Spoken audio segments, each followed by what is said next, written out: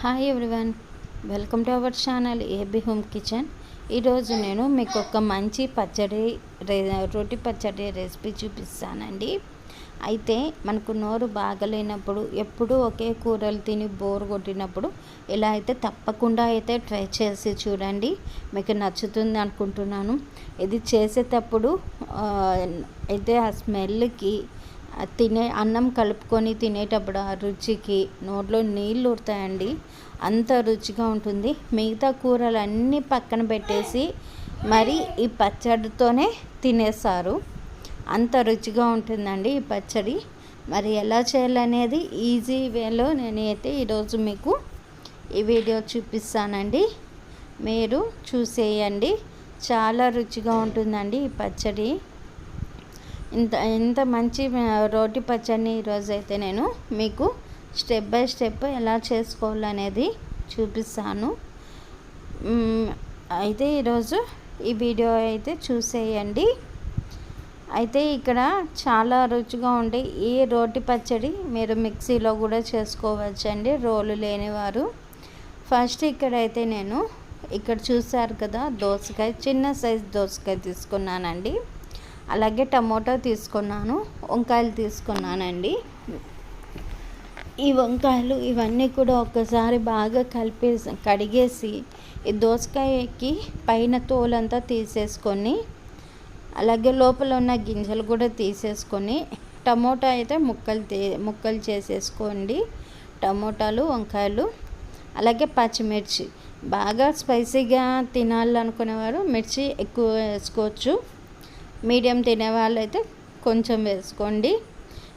వీటిని పండు మిర్చితో కూడా చేసుకోవచ్చు, చాలా రుచిగా ఉంటుందండి.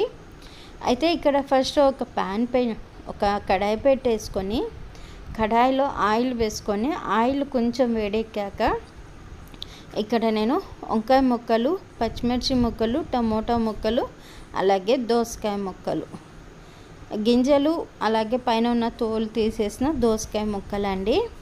అలాగే చిన్న ముక్క చింతపండు ముక్క వేసుకున్నాను. అలాగే కొంచెం కొత్తిమీర, కొంచెం కలర్ కోసం పసుపు వేసుకుంటున్నానండి. అలాగే ఇవన్నీ కూడా మగ్గడానికని కొంచెం రుచికి సరిపడా సాల్ట్ కూడా వేసేసుకొని, అలాగే ఒక 1/2 టేబుల్ స్పూను జీలకర్ర వేసుకుంటున్నాను. ఇవన్నీ కూడా ఇలాగే పెట్టేసి మూత పెడితే మాడిపోతాయండి. అందువలన ఒక స్పూన్ తీసుకొని ఇలా ఒక్కసారి అంతా కూడా బాగా కలిపేసుకోవాలి.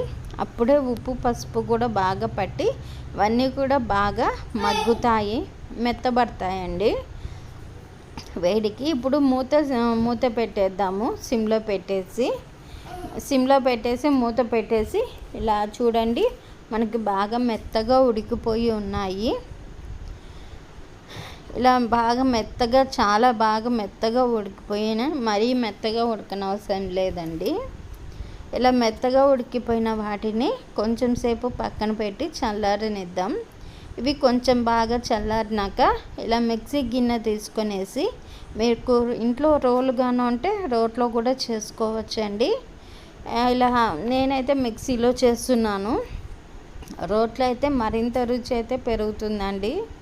ఇక్కడ అవన్నీ కూడా వేసేసుకొని, పొట్టు తీసిన వెల్లుల్లి కూడా వేసుకొని, మరీ మెత్తగా అయితే వేయకండి. పచ్చడి మరీ మెత్తగా ఉంటే రుచి అనేది పోతుంది. కాబట్టి ఈ విధంగా అయితే ఒక్కసారి చేసి చూడండి, చాలా రుచిగా ఉంటుంది కూడా. ఇప్పుడు ఒక కడాయి పెట్టుకొనేసి అందులోకి ఆయిల్ వేసుకుందామండి. పోపుకు వేస్తున్నాను. ఆవాలు, జీలకర్ర అయినా వేసుకోవచ్చు, లేదంటే ఒట్టి జీలకర్ర అయినా వేసుకోవచ్చు అండి. ఇలా సన్నగా తరిగిన ఆనియన్స్ వేసేసుకుంటున్నానండి. నేను అక్కడ అయితే రోటి పచ్చళ్ళు పచ్చడి అనేది చేశాను కదండి, అందులోకి నేనైతే ఆనియన్ వేయలేదు, డైరెక్ట్గా ఇందులో వేసుకుంటున్నానండి. అలాగే ఒక 2 ఎండుమిర్చి తుంచి వేసుకొనేసి, కొంచెం కరివేపాకు కూడా వేసుకొని, అవి లైట్గా కలర్ వచ్చేంత వరకు వేయించుకొనేసి, ఇప్పుడు మనము మిక్సీకి పట్టి పెట్టిన ఈ రోటి పచ్చడి ఉంది కదండి, ఇది వేసేసుకొని పచ్చివాసన కొంచెం అలా అంతా కూడా ఆయిల్లో బాగా వేగనివ్వాలి. పచ్చివాసన అనేది కాదు కానీ కొంచెం ఆయిల్లో అలా ఫ్రై చేసుకోవాలి. ఇలా ఫ్రై చేసుకొనేసి మనం సర్వ్ చేసుకోవడమే అండి. ఇంకా తినేస్తే చాలా రుచిగా ఉంటుంది. వేడి వేడి అన్నంలో నెయ్యి లేకపోయినా కూడా రుచిగా ఉందండి. పిల్లలు కూడా చాలా ఇష్టపడి తింటారు. అడిగి మరి ఇలాగే చేయమని కూడా అంటారు. మనకు తెలిసిన ఎన్నో పచ్చళ్ళు, రోటి పచ్చళ్ళు ఉన్నాయి. అందులో ఇది కూడా ఒకటండి. దోసకాయ, టమోటో, వంకాయ రోటి పచ్చడి అండి. ఇది చాలా రుచిగా ఉంది. ఇంకొంచెం కారం తినేవారికైతే ఇంకొంచెం కారం అయితే వేసుకోండి. నాకు అయితే కొంచెం కారం తక్కువైంది, కానీ కరెక్ట్గా కూడా చాలా రుచిగా ఉంది. మరి మీకు ఈ రోటి పచ్చడి అయితే నచ్చినట్లయితే నా ఛానల్ని సబ్స్క్రైబ్ చేసుకొని లైక్ చేసి వీడియోని షేర్ చేయండి. నేను చేసే ప్రతి వీడియో కూడా మీకు నోటిఫికేషన్గా రావాలంటే పక్కనే ఉన్న బెల్ బటన్ నొక్కండి. Thanks for watching my channel.